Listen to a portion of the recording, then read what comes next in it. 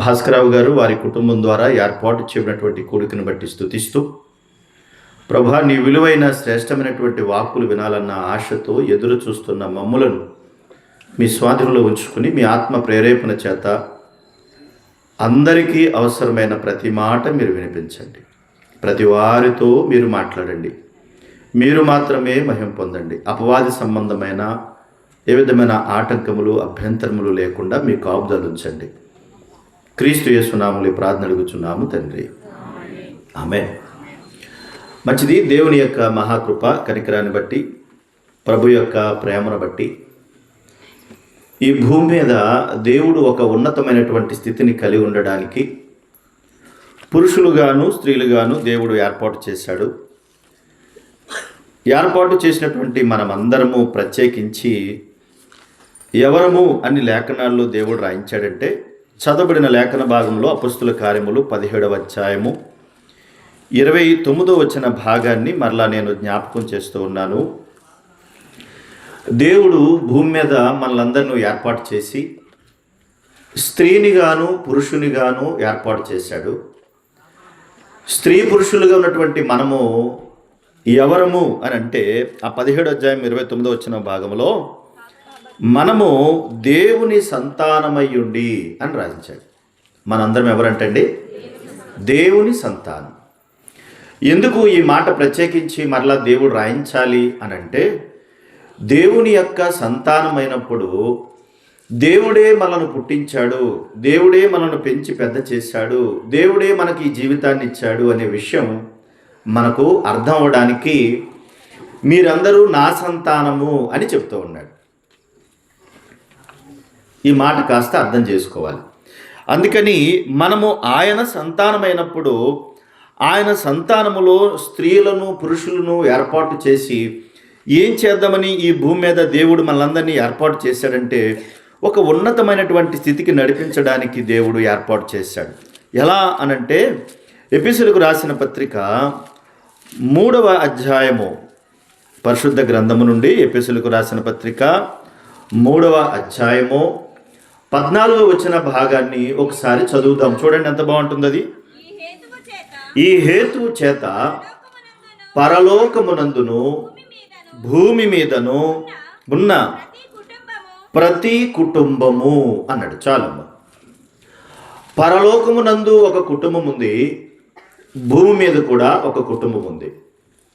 దేవుని సంతానంగా చేసుకున్న దేవుడు కుటుంబాలుగా విస్తరింపచేసి కుటుంబాలను కట్టడానికి ఇష్టపడి పరలోకంలో ఒక కుటుంబం ఉంది అంటున్నాడు. మన కళ్ళెదురుగుండా ఒక కుటుంబం కనిపిస్తుంది. సూర్యుడు, చంద్రుడు, నక్షత్రాలు, గ్రహాలు, పాలపుంత అంటారు, దాన్ని గెలాక్సీ అంటారు. అంటే ఒక ఉన్నతమైనటువంటి స్థితిలో దేవుడు ఏం చేశాడంటే, సృష్టికర్తగా పరలోకమునందు ఒక కుటుంబాన్ని ఏర్పాటు చేసి భూమి మీద కూడా ఒక కుటుంబాన్ని ఏర్పాటు చేశాడు. ఈ కుటుంబాలు ఉన్నతమైనటువంటి స్థితిలో ఎదగడానికి పైనున్నటువంటి కుటుంబమే కాదు, క్రిందనున్న భూమి మీద ఉన్నటువంటి కుటుంబము కూడా ఎదగడానికి ఒక మంచి ప్రణాళికను ఏర్పాటు చేశాడు. ఎంత విచిత్రం అని అంటే, సర్వసాధారణంగా కుటుంబము అనగానే కుటుంబంలో ఎవరుంటారు? ఒక కుటుంబంలో ప్రధానంగా ఒక కుటుంబము అనగానే ప్రధానంగా ఉండేది ఏంటంటే తల్లి, తండ్రి, పిల్లలు. తల్లి, తండ్రి, పిల్లలు, వీళ్ళు మాత్రమే ఉంటారు.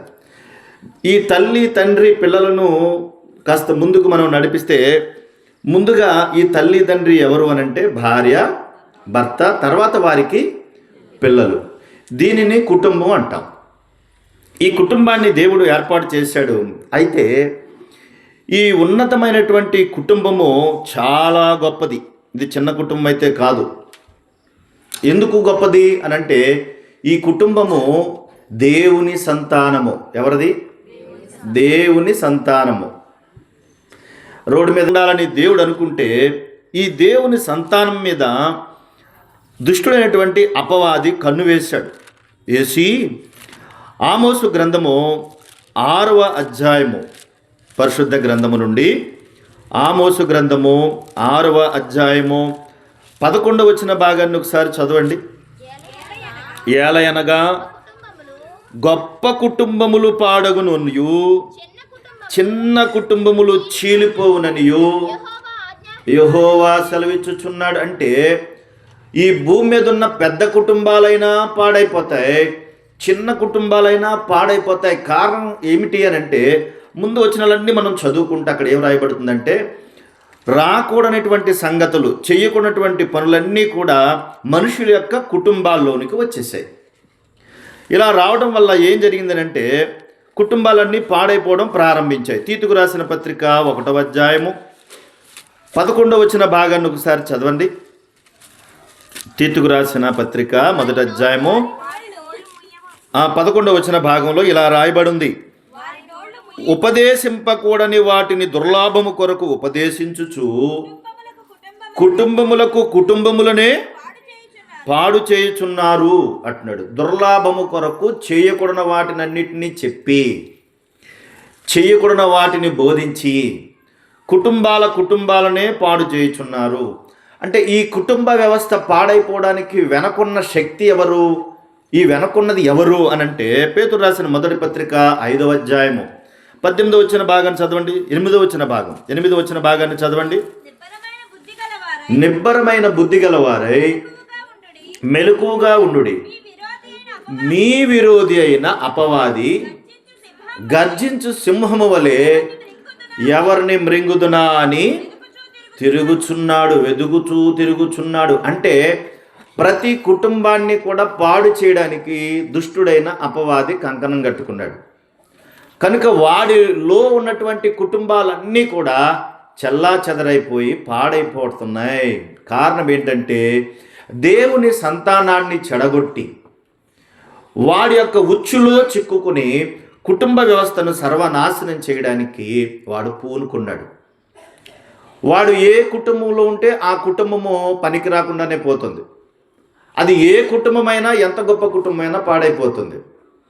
అందుకని దేవుడు ఏం చేశాడనంటే, కుటుంబంలో ఉన్నటువంటి పరిస్థితులు ఎలా ఉండాలో, ఏ విధంగా ఉండాలో, ఎలాంటి వారు ఏ స్థితిలో ఉండాలో, భర్తలు ఎలా ఉండాలో, భార్య ఎలా ఉండాలో, పిల్లలు ఎలా ఉండాలో, తల్లిదండ్రులు ఎలా ఉండాలో పరిశుద్ధ గ్రంథములో చక్కగా దేవుడు రాయించాడు. దేవుడు అనుగ్రహింపచేసిన బంగారము కంటే గొప్పదైన శ్రేష్టదైనటువంటి ఈ పరిశుద్ధ గ్రంథములో దేవుని సంతానమైనటువంటి ప్రియమైనటువంటి బిడ్డలు ఎలా బ్రతకాలో అని చక్కగా రాయించాడు. అయితే ఈ రాయించినటువంటి మాటలు మనకు అర్థం కాక, వాటిని మనం స్వీకరించలేక, వాటిలోనికి మనం వెళ్ళలేక కుటుంబ వ్యవస్థ ఈ రోజును చిన్నాభిన్నమైపోయింది. అందుకని దేవుడు నాకు ఇచ్చినటువంటి ప్రేరేపణ బట్టి ఈ రోజున కొన్ని సంగతులను జ్ఞాపకం చేయడానికి నేను ఇష్టపడుతూ ఉన్నాను. మనము ఎవరము? దేవుని సంతానము. మన మీద దాడి ఎవరు చేస్తున్నారు? దుష్టుడైన అపవాది. ఇప్పుడు అపవాది చేతిలో నుండి తిరిగి దేవుని చేతిలోనికి రావాలి. దేవునికి ఇష్టమైన కుటుంబాలుగా కట్టబడాలి. అలా కట్టబడాలంటే ఎవరెవరు ఏం చేయాలి, ఎలా ఉండాలనే సంగతులు మనం జ్ఞాపకం చేసుకుందాం. కుటుంబ వ్యవస్థలో మొట్టమొదటిగా ఎవరు గొప్పవారు కుటుంబంలో? నిజమే నా మాట? సరే ఆలోచిద్దాం. ఏ కుటుంబంలోనైనా మొట్టమొదటి స్థానాన్ని దేవునికి ఇవ్వాలి. ఎవరికి ఇవ్వాలి? దేవునికి ఇవ్వాలి. ఇదేంటండి మేము దేవునికి ఇవ్వకపోవడం ఏంటండి? మేము ఎప్పుడూ దేవుళ్ళలోనే ఉంటాం. ప్రొద్దుట లెగ్గానే ప్రార్థన చేసుకుంటాం, ఆరాధన చేస్తాం, కుటుంబ ప్రార్థన చేసుకుంటాం, దేవుడి దగ్గరికి దండం పెడతాం, అక్కడ వెళ్ళి 4 ముద్దులు పెడతాం, దేవుడికి కావలసినవేవో సమర్పించుకుంటాం, మానకుండా గుడికి వెళ్ళి వస్తాం. మా దగ్గర దేవుడు లేకపోవడం ఏంటండి? ఎప్పుడు దేవుడు ఎక్కడున్నాడంటే దేవుడు ఉన్నాడు, కానీ ఎక్కడున్నాడంటే ఆ ఫోటోలోనో ఎక్కడో ఉంటాడు, క్యాలెండర్లోనో ఎక్కడో ఉంటాడు, కానీ మన లోపలికి మాత్రం రాడు. మనకు తెలిసిన యేసుక్రీస్తు వారి బొమ్మ తెలుసా మీకు? యేసుక్రీస్తు వారు ఎవరన్నా చూసారు? ఇక్కడ ఉన్నవాళ్ళు ఎవరన్నా యేసుక్రీస్తు ప్రభువుని ఎవరన్నా చూసారా? ఎవరో చూడలేదు, నేను కూడా చూడలేదు. మన దగ్గర ఉన్నటువంటి యేసుక్రీస్తు అనే బొమ్మ మన దగ్గర ఉందా? ఆ బొమ్మ ఏంటనుకుంటున్నారు? అది యేసుక్రీస్తు ప్రభువారు కాదది. మీకు తెలుసా? అది యేసుక్రీస్తు ప్రభువారు కాదు, ఒక మనిషి బొమ్మ అది. ఆ కాలిఫోర్నియా ప్రాంతంలో అన్నీ కాలిపోతే ఆ పాత్రలో నటించిన యేసుక్రీస్తు వారి పాత్రలో నటించిన ఆయన అంటున్నాడు, ఓరు బాబోయ్ మీరు పట్టుకునే ఫోటోలన్నీ కూడా నావి. ఆ హీరో అంటున్నాడు నావే ఫోటోలు, కానీ యేసుక్రీస్తువి కావట్టారు. మరి మనం ఎవరనుకుని పెట్టుకుంటున్నాం? అవి యేసుక్రీస్తు బొమ్మలను పెట్టుకుంటున్నాం, కానీ యేసుక్రీస్తు కాదు, అది ఒక మనిషి బొమ్మ. కనుక మన కుటుంబాల్లో మొదటి స్థానం దేవుడికి ఇవ్వాలి. ఎందుకు దేవునికి ఇవ్వాలి? దేవునికే ఎందుకు ఇవ్వాలి? దేవునికి ఇవ్వకుండా మనము దేవుడు ఉన్నాడు అనుకునే భ్రమలో బ్రతికేస్తున్నాం. నా ఇంట్లో మొదటి స్థానం దేవుడిదేనండి, దేవునికి ఇవ్వకపోవడం ఏంటండి అనుకునే ఆ భ్రమలో బ్రతికేస్తున్నాం మనం. ఎవరికి చోటిచ్చామో చూడండి ఒకసారి. రోమిలకు రాసిన పత్రిక, కుటుంబంలో మొదటి స్థానం దేవునికి ఇవ్వాలి, అది మొదటి మాట. అది రాసుకుని ఇప్పుడు మనం ఇది ఆలోచిద్దాం. రోమిలకు రాసిన పత్రిక 1వ అధ్యాయము 25వ వచన భాగాన్ని ఒకసారి చూడండి. రోమా పత్రిక 1:25. చదువమ్మా, చదువమ్మ తల్లి. అక్కడ రాయబడిన మాట నేను చదువుతున్నాను. సృష్టికర్తకు ప్రతిగా స్పృష్టమును పూజించి సేవించిరి అని రాయబడింది. మన సృష్టికర్త దేవుడైతే, మనము దేవుని సంతానమైతే సృష్టికర్తను కదా ఆరాధించాలి. కానీ ఎవరిని ఆరాధిస్తున్నామంట? స్పృష్టమును అన్నాడు. అంటే దేవుడు ఉండాల్సిన ప్లేస్లో దేవుణ్ణి కాకుండా ఎవరినో పెట్టుకున్నాం. ఆ స్థానం మరి మీరు ఎవరికి ఇచ్చారో నేను ఎదురు పాఠం వెళ్ళే కొద్ది మీకు అర్థమవుద్ది ఆ స్థానంలో ఎవరు ఆక్రమించుకున్నారన్నది. సృష్టికర్తకు ప్రతిగా స్పృష్టమును పూజించి దాన్ని సేవించడం మొదలుపెట్టారు. అంటే దేవుడి స్థానం పక్కకి వెళ్ళిపోయింది. తర్వాత మరొక మాట జ్ఞాపకం చేస్తాను చూడండి. ఫిలిప్పీ పత్రిక 3వ అధ్యాయము 19వ వచనం కూడా చూడండి. ఫిలిప్పీ పత్రిక 3:19 చదువమ్మా. వారి కడుపే వారి దేవుడు అన్నాడు. దేవుని స్థానంలోకి ఎవరు వచ్చారంటే ఇప్పుడు అక్కడేమో స్పృష్టం వచ్చింది, ఇక్కడ ఎవరు వచ్చారు? అక్కడ చదువు. వారి కడుపే వారి దేవుడు, కడుపు దేవుడు ఈయన. ఆయనేమో స్పృష్టపు దేవుడు, ఈయనేమో కడుపు దేవుడు. అంటే కడుపు దేవుడు అవుతాడు. ఎలా అవుతాడండి? వారి కడుపే వారి దేవుడు. దాని అర్థం ఏంటంటే భూమి మీద చేస్తున్న ప్రతి పని కూడా దేనికోసం? జానడి పొట్ట కోసం. కోటి చెప్పండి, ఎలాంటి సామెతలు బాగా చెప్తారు. కోటి విద్యలు కూటి కొరకు అన్నాడు. అంటే కోటి విద్యలైనా అంటే ఆ కోటి విద్యలో ఎన్నున్నా కానీ దేని కొరకంటే ఈ పొట్ట కొరకే. అంటే కడుపును దేవుడిగా చేసుకుని ప్రొద్దటి నుంచి సాయంత్రం వరకు వాళ్ళు కష్టపడేది ఏంట్రా బాబు అని అంటే ఆ కడుపు కోసమే. దేవుడు మాకు అవసరం లేదు, మిగతా మాకు అవసరం లేదు, దేవుడు దేవుడు దేవుడు దేవుడు అంటే తిరిగితే పొట్టాల నిండిద్దమ్మా. మరి సాయంత్రం నీకు మళ్ళీ అవి పట్టు రావాలి, ఈ పట్టాలంటే ఎక్కడి నుంచి తెస్తాను? కాబట్టి పనికి వెళ్తున్నాను. కానీ నా దేవుడు ఎవరు? కడుపు దేవుడు అన్నాడు. వారి కడుపే వారి దేవుడు. సృష్టికర్తను విడిచిపెట్టి స్పృష్టాన్ని దేవుడిగా చేసుకున్నారు, అంటే దేవుడి స్థానం పక్కకు పోయింది. కడుపును దేవుడిగా చేసుకుని 24 గంటలు బిజీగా ఉండి పని పని పని పని పని తిరుగుతున్నారు, అంటే మళ్ళీ దేవుడు పక్కకు పోయాడు. ఆ తర్వాత ఇంకా కొంచెం ఆలోచిస్తే కనుక కొంతమంది సినీ హీరోలు అందరినీ కూడా దేవుళ్ళుగా కొలుస్తారు. మా దేవుడు ఫలానా హీరో అని చెప్పారు. అంటే దేవుని స్థానాన్ని ఎవరికి ఇచ్చేశారు? ఆ హీరోకి ఇచ్చేశారు. ముఖానికి రంగేసుకుని అక్కడికి వెళ్ళి యాక్టింగ్ చేసేటువంటి ఒక మనిషిని తీసుకొచ్చి దేవుడి స్థానాన్ని నుంచోబెట్టారు. వాడు గుండు కొట్టుకుంటే వీడు గుండు కొట్టుకుంటాడు, వాడు మేసాలు తీసేస్తే వీడు మేసాలు తీసేస్తాడు, వాడు అడుక్కునే పాత్ర ఎత్తే మాత్రం వీడు. మరి సినిమాలో వాడు అడుక్కుంటాడు కదా, మరి అడుక్కున్నప్పుడు అడుక్కునే పాత్ర వేయాలి కదా, అది మాత్రం వేడు. వాడు సింహం అంటే వీడు సింహం అంటాడు. అంటే ఒక వేషం ధరించుకున్నటువంటి ఒక హీరోని దేవుడి స్థానంలోనికి తీసుకుని వచ్చి మా దేవుడు ఈ హీరో అన్నారు. ఎలక్షన్ టైంలో చూడండి అందరూ వస్తారు మనకు. అప్పుడు ఏమంటారు? వాటర్ మహాశైలారా, నా వాటర్ దేవుళ్ళారా. ఎప్పుడు అమ్మా వాటర్ దేవుళ్ళారా అనగానే మనందరం రా బాబు రా, ఎంత ఎత్తావు? ఇదే దేవుడు ఎంత ఎత్తామని అడుగుతాడు. దేవుడు ఇచ్చుకుంటాడు. దేవుడే అందరికి ఇవ్వాలి కదా. వాటర్ మహాశైలారా, వాటర్ దేవుళ్ళారా అంటారు. ఆ తర్వాత ఏదైనా హీరో గారు వచ్చిందనుకోండి, ప్రేక్షక దేవుళ్ళారా అంటారు. ఆ తర్వాత ఎవరైనా బట్టల షాప్ కూడా వచ్చాడు అనుకోండి, పండగ మామూలు కింద వాడేమంటాడు?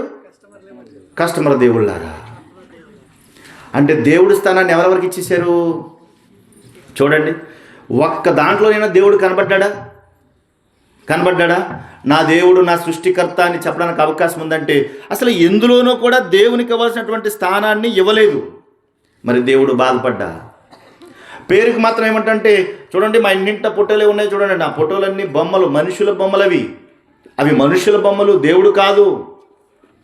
కనుక ఇన్ని మా ఇంట్లో ఉన్నాయంటున్నామో దేవుడు మాత్రం లేడు. దేవుని స్థానం ఎప్పుడైతే అక్కడ ఉండదో, దేవుడికి ఇవ్వాల్సిన స్థానం ఎప్పుడైతే అక్కడ కనబడదో ఆ కుటుంబం పాడైపోద్ది, ఆ కుటుంబం మంచిగా ఉండదు ప్రియులారా. అందుకే ఆయన అంటాడు చాలా సీరియస్గా. చూడండి అక్కడ ఆ మాట మనం ఒకసారి జ్ఞాపకం చేద్దాం. యెషయా గ్రంథం 42వ అధ్యాయం, యెషయా గ్రంథం 42వ అధ్యాయం 8వ వచన భాగం, 42వ అధ్యాయం 8వ వచన భాగం. యెషయా గ్రంథం, యెహోవాను నేనే, ఇదే నా నామము, మరి ఎవనికి నా మహిమను నేనిచ్చువాడను కాను. ఆ హీరోలో నేను లేను, నీ కడుపులో నేను లేను, ఏ బట్టల షాపుల్లో కూడా నేను లేను. నేను నా మహిమను ఎవరికి నేను ఇవ్వను. ఆవిడ అలాగే ఉంటుందమ్మా. అమ్మ సహోదరి, ఆవిడ అలాగే ఉంటుందమ్మా. ఆవిడ తిప్పమ్మ, నువ్వు వినేవాళ్ళని చెడగొడుతుంది అది. ఎవరికి నా మహిమను నేను ఇవ్వను అన్నాడు. ఇప్పుడు మనం దేవుణ్ణి మరి ఎందులో చూడాలా? సృష్టికర్త అని విడిచిపెట్టాం, సృష్టమును ప్రారంభించాం, మనకున్న వాటిని మనం చేస్తున్నాం. అంటే దేవుని స్థానం ఏమైపోయింది? పక్కకి వెళ్ళిపోయింది. కానీ ఒక ఆయన ఇలా మాట్లాడుతూ అంటాడు కదా, యెహోషువ గ్రంథం 24వ అధ్యాయం, యెహోషువ గ్రంథం 24వ అధ్యాయం 15వ వచన భాగం.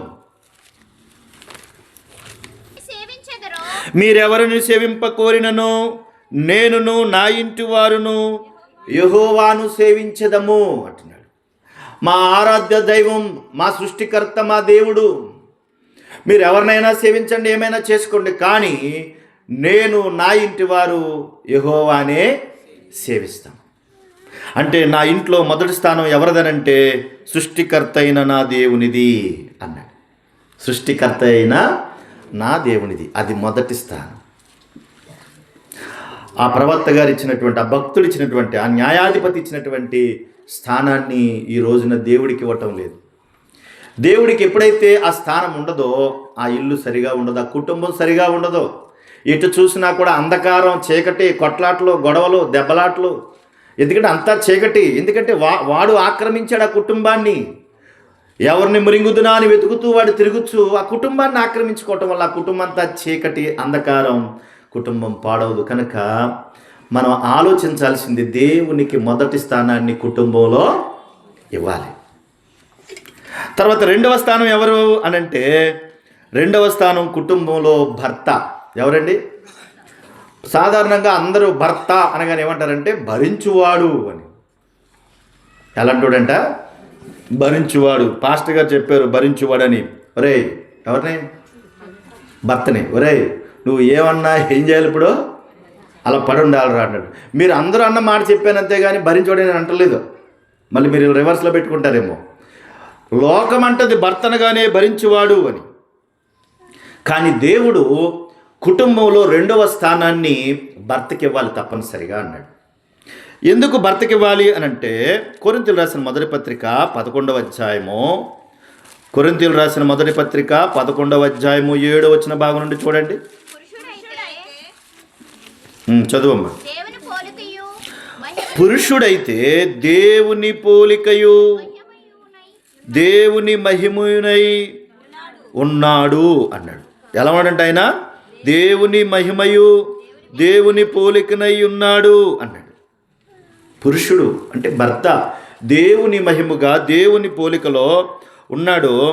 అంతేకాదు అక్కడ మనం చదువుకుంటే స్త్రీ పురుషుని నుండి ఏలయనగా స్త్రీ పురుషుని మహిమయై ఉన్నది, స్త్రీ పురుషుని నుండి కలగనే గాని పురుషుడు స్త్రీ నుండి కలగలేదు, స్త్రీ పురుషుని కొరకే గాని పురుషుడు స్త్రీ కొరకు సృష్టింపబడలేదు. అంటే ఒక స్త్రీ ఎందుకు చేయబడిందంటే పురుషుని కొరకే చేయబడింది, అంతే తప్ప పురుషుడు స్త్రీ కొరకు చేయబడలేదు. ఇది కాస్త అర్థం చేసుకోవాలి. అంటే భర్త భార్య వారి సంగతులు పక్కన పెడితే అసలు దేవుడు పురుషుని కొరకే భార్యను చేశాడు అని దేవుడు రాయించాడు. అంతేకాదు పై మాటలో కూడా మనం చదువుకుంటే అక్కడ రాయబడినటువంటి పై మాటలో కూడా మనం చదివితే 3వ వచనంలో ప్రతి పురుషునికి శిరస్సు క్రీస్తనియు స్త్రీకి శిరస్సు పురుషుడనియు అని రాయబడింది. స్త్రీకి శిరస్సు ఎవరమ్మా? పురుషుడు అన్నాడు. శిరస్సు అంటే హెడ్, తల. అమ్మా, స్త్రీకి తల ఎవరంటండి? పురుషుడు. ఇప్పుడు ఆ భర్తకి ఇవ్వాల్సినటువంటి స్థానాన్ని మరి భర్తే తీసుకుని ఉన్నాడా? చాలా కుటుంబాల్లో భర్త స్థానాన్ని ఎవరు ఆక్రమించారనుకుంటున్నారు? భార్య ఆక్రమించింది. అంటే భర్త దగ్గర ఉన్నటువంటి అధికారాలన్నీ ఈవిడ తీసుకుంది, భర్తనేమో పక్కన పెట్టింది. ఎవరమే నీకేం తెలీదా? కూర్చో. ఎవరిని? భర్తనే. పిల్లలు మాత్రం వాగ్దానం చేస్తారు. పిల్లలు ఏమని? ఎలాగైనా నీతోనే కలిసి ఉంటాను, ఎలాగైనా నీతో పాటే ఉంటాను అని వాగ్దానాలు చేస్తారు. కానీ పెళ్లి తర్వాత ఒక 3 నెలలకో 6 నెలలకో అవన్నీ కూడా ఏమైపోతాయంటే మర్చిపోతారు. కాబట్టి అవతల మధ్యవర్తి ఉంటుంది, అత్తమ్మ. ఇదిగో ఏం చేయాలి తెలుసా? భర్తని కొంగుకి ముడేసేసుకోవాలి. నువ్వు ముడేసుకోపోనుకో లాక్కుపోతాడు. మరలా నువ్వు లాగాలి తప్ప అసలు ఎట్టి పరిస్థితులు అవకాశం ఇవ్వకూడదు. అసలు దేవుడు ఎందుకు ఈ కుటుంబ వ్యవస్థను ఏర్పాటు చేశాడంటే మనం ఆయన సంతానం. ఈ కుటుంబాలు ఎక్కడ దెబ్బతున్నాయని చెబుతున్నాను. కానీ మనకు తెలుసు ఈ కుటుంబ వ్యవస్థలో భర్తకి ఇవ్వాల్సినటువంటి స్థానాన్ని ఒకవేళ ఇవ్వకపోతే కుటుంబం అంతా చెడిపోతుందని దేవుడు చెప్పాడు. ఒక చిన్న మాట జ్ఞాపకం చేస్తాను చూడండి ఒకసారి. మనము రాజులు మొదటి గ్రంథము 21వ అధ్యాయము, రాజులు మొదటి గ్రంథం 21వ అధ్యాయము 5వ వచన భాగాన్ని ఒకసారి చదువుదాము. అంతటా తన భార్య అయిన యెజబెలు వచ్చి, నీవు మూతు ముడుచుకున్న వాడవై భోజనము చేయక ఉండదువేమని అతనిని అడుగగా, ఎవరిని అడుగుతుంది? ఎవరు అడుగుతున్నారు? బైబిల్లో యెజబెలు అనేటువంటి ఒక ఆమె చాలా గొప్ప స్త్రీ. ఎలాంటి స్త్రీయో చెప్తాను ఇప్పుడు మీకు. ఈమె ఏం చేస్తుందంటే తన భర్త అయినటువంటి అహబు రాజు పక్కోడు స్థలాన్ని ఆక్రమించుకుందామని ప్రయత్నం చేశాడు. వాడు ద్రాక్ష తోట ఎత్తుకుపోదాం, పక్కనే ఉంది కాబట్టి చాలామందికి ఏంటంటే పక్కనే ఉందంటే స్థలాన్ని ఆక్రమించుకోవాలి, పొలాన్ని ఆక్రమించుకోవాలి అన్నాడు. బైబిల్ అంటాడు అలాంటి వారికి శ్రమ, అలాంటి వారికి శ్రమ, అలాంటి వారికి శ్రమ అన్నాడు. ఇది మనకు అనవసరం కాదు. ఇది మరలా భారీ డైలాగ్ ఒకటి చెప్తారు. ఏమనంటే ఎవరైనా పట్టుకుపోతామండి, ఇక్కడి నుంచి ఏమైనా తీసుకెళ్ళిపోతామా అండి, ఇవాళ కాకపోతే రేపైనా వెళ్ళిపోతాం కదండి, ఎందుకంటే మనకి గొడవలు అంటాడు. రే ఇక్కడ ఎందుకు వేసేవరా తీయ అంటాడు. మరలా ఇది చాలా పెద్ద ప్రమాదమైన పరిస్థితులు. అలాగే పక్కోడు ద్రాక్ష తోటాన్ని ఆక్రమించుకుందామని ప్రయత్నం చేస్తే పక్కోడు అన్నాడు, ఎప్పటి నుంచో ఏదో నువ్వు చేద్దామని అనుకుంటే నా పూర్వీకుల దగ్గర నుంచి ఆస్తిగా ఇది వచ్చింది, ఇది ఒక్కటే నాకు మిగిలింది, దీన్ని కాపాడుకుందామని నేను ప్రయత్నం చేస్తున్నాను. ఆ ఒక్కటి నువ్వు పట్టుకెళ్ళిపోతే ఎలాగా? నీకు ఇంకా బోలు పొలాలు ఉన్నాయి, బోలు ఇల్లు ఉన్నాయి, బోలు బంగ్లాలు ఉన్నాయి, అవి చాలవా? నాదే కావాలా నీకు? నేను ఇవ్వను అన్నాడు. అప్పుడు ఈయన అన్నాడంట, మూతు ముడుచుకుని. ఎక్కడున్నాడంట? ఏమని రాయబడింది అక్కడ? మూతు ముడుచుకుని. అమ్మ సహోదరు చదువుతున్నారమ్మ ఆవిడ. భోజనము చేయక ఉండేదేమిటి? భోజనం చేయలేదంట, మూతు ముడుచుకున్నాడంట. మూతి ఇలాగే కదా ముడుచుకుంటారు, అలాగే కదా ముడుచుకుంటారు. సాధారణంగా ఈ మూతి ఇప్పుడు ఎవరికి వస్తుంది? ఆడవాళ్ళకి కదా రావాలి, ఈయనకి వచ్చింది. మూతి ముడుచుకున్నాడంట, భోజనం చేయలేదంట, మంచం ఎక్కి మొరగ తీసుకుని పడుకున్నాడంట దుఃఖపడుతూ. అప్పుడు వచ్చింది మహారాణి. ఎవరావిడ? యెజబెల్ అంటుంది. చూడండి ఇప్పుడు, ఎందుకయ్యా అలా ఉన్నావు నువ్వు, ఎందుకు అలాగున్నావు, ఏమైంది నీకు అని అడిగితే ఆయన చెప్పాల్సినవన్నీ చెప్పేశాడు. చెప్పిన తర్వాత ఈవిడ అంటుంది 7వ వచనంలో, అందుకు అతని భార్య అయిన యెజబెలు, ఇశ్రాయేలులో నీవు ఇప్పుడు రాజ్య పరిపాలన చేయట్లేదా? నువ్వు రాజు కదా, అసలు నువ్వు రాజువేనా? మూతు ముడుచుకుని ఇంట్లో ఉంటావు నువ్వు ఇప్పుడు రాజ్య పరిపాలన చేయట్లేదా? లేచి భోంచేసి మనసులో సంతోషించు, నేనే యెజ్రెయేలు నాబోతు ద్రాక్ష తోట నీకు ఇప్పిస్తాను. లే భోంచేయి. నీకేంటి ఇప్పుడు? వాడు ద్రాక్ష తోట కావాలి నీకు, అంతే కదా, నేను ఇప్పిస్తాను. ఎవరనాలి ఈ డైలాగు? అసలు ఈ డైలాగ్ ఎవరు చెప్పాలి? భర్త కదా చెప్పాలి, కానీ ఎవరు చెప్తున్నారు ఇక్కడ? భార్య చెప్తుంది. నేనే చూసుకుంటాను నీ సంగతి, నీకెందుకు, నువ్వు వెళ్ళి హ్యాపీగా ఎంజాయ్ అంట. నువ్వు ఎంజాయ్, నేను చూసుకుంటాను కదా అంది. అన్నదో లేదో అబద్ధ సాక్షులను పిలిపించింది, వాళ్ళందరినీ తీసుకొచ్చింది, వాళ్ళకి చెడు మాటలు చెప్పించింది. వాళ్ళు వచ్చి అయ్యగారండి ఆ నాబోతుడు ఇలాగన్నాడు అలాగన్నాడు అని చెప్పేసి కొంతమంది అబద్ధ సాక్షులు వచ్చారు, చెడ్డ మాటలన్నీ చెప్పేశారు. అంతే, బలం కూడగట్టుకున్నది, అందరినీ తీసుకెళ్ళిపోయింది, వాడిని కొట్టి చంపించేసింది.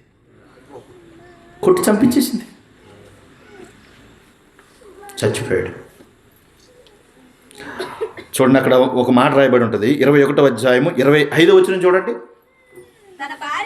తన భార్య అయిన యెజెబెలు ప్రేరేపణ చేత యెహోవా దృష్టికి కీడు చేయ తన్ను తాను అమ్ముకున్న ఆహాబు వంటి వాడు ఎవడును లేడు అంటది. అంటే ఏం చేసింది? కడకి తన కుటుంబాన్ని పాడు చేసుకుంది, తను కూడా చచ్చింది. దేవుడు నువ్వు చేయొద్దన్న పని చేసి దుర్మార్గమైన పని చేసావు కాబట్టి నువ్వు చస్తావు అన్నాడు దేవుడు. అయితే నువ్వు చేసిన పని దుర్మార్గమైనదని చెప్పి ఎవనైతే చంపించాడో అక్కడ కుక్కలు నాకినయో నిన్ను కూడా కుక్కలే నాగుతాయని చెప్పి దేవుడు అతన్ని చంపించేశాడు.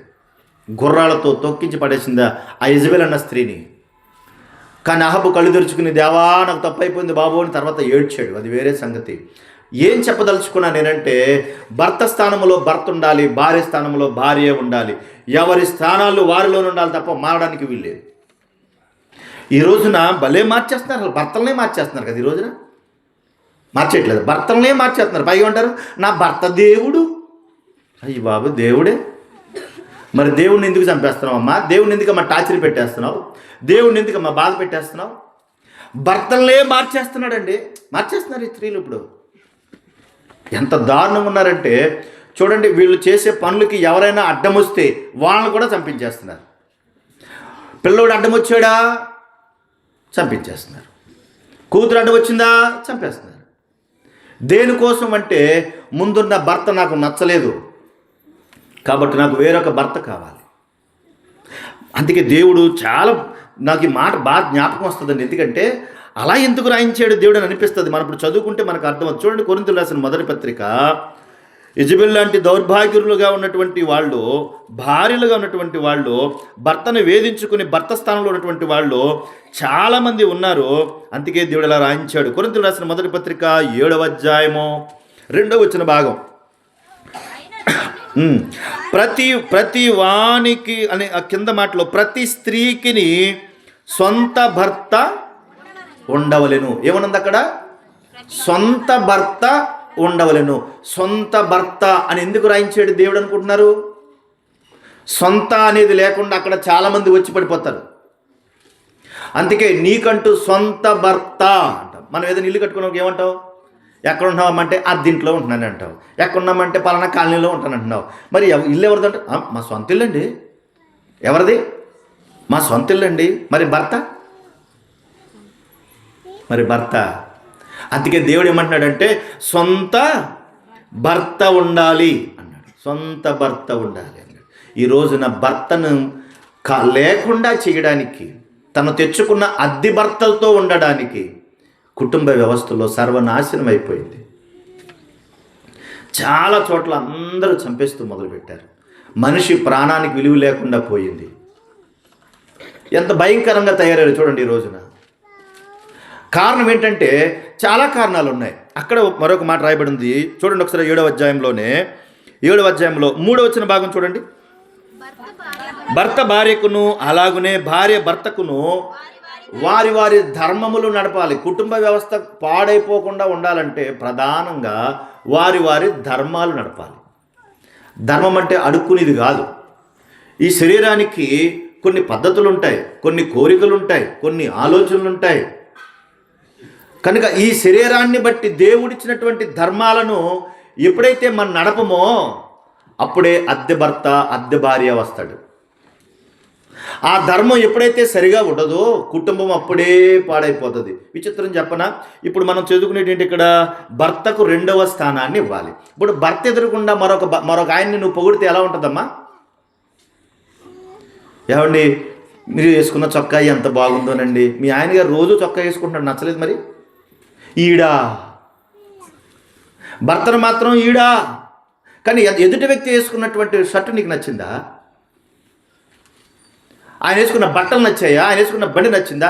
ఎప్పుడు చూడు ఎవరి గురించో నువ్వు ఇక్కడ మాట్లాడుతున్నావంటే నీ దృష్టి ఎక్కడుంది? ఇప్పుడు నీ భర్త మీద అయితే లేదు. కాబట్టి నీ స్థానం మారిపోయింది. దేవుడు అంటున్నాడు అక్కడే 7వ అధ్యాయంలో 11వ వచ్చిన భాగంలో, 11వ వచ్చిన భాగం, అక్కడ 19 వచ్చిన భాగము, 19 వచ్చిన భాగములు, క్షమించండి, అదే 10వ వచ్చిన భాగంలో చివరి మాట నేను చదువుతున్నాను. భార్య భర్తను ఎడబాయకూడదు అని రాయబడింది చూడండి. ఏమనుంది అక్కడ? భార్య భర్తను ఎడబాయకూడదు. ఎడబాయకూడదు అంటే దాని అర్థం ఏంటి? విడిచిపెట్టి ఉండకూడదని. విడిచిపెట్టి ఉండకూడదని.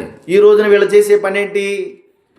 విడిచిపెట్టి వెళ్ళిపోతున్నారు కదా, ఎక్కడెక్కడికో దూర ప్రాంతాలు వెళ్ళిపోతూ ఉంటారు, దూరంగా వెళ్ళిపోతూ ఉంటారు కదా. లేదంటే ఇంట్లోనే ఉంటారు కానీ ఎవరికి సమాధానం ఉండదు కదా. ఆయన సెల్ ఫోను, నువ్వు సెల్ ఫోను, పిల్లలు సెల్ ఫోను, ఏదో మొలక పోతూ ఉంటారు కదా. భోజనం చేసావా అని ఎదురుగుండా అడగడు కానీ ఇక్కడ మాత్రం చెప్తాడు, హాయ్ పోతున్నావా?